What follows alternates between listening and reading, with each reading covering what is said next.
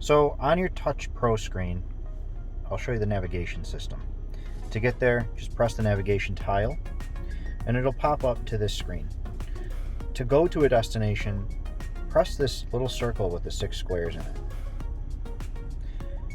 You'll see these 3 different tabs here.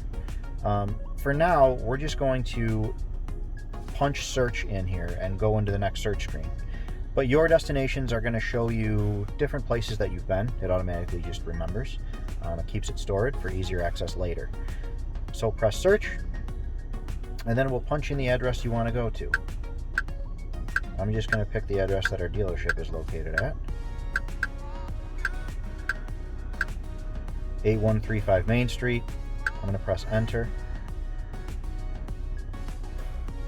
There it is. It might show you a couple different options, but you just press the one you want to go to, press start, and it'll take you there. To get out of that, press the home button, which is in the bottom left, a little picture of the house. It'll bring you back to the main screen.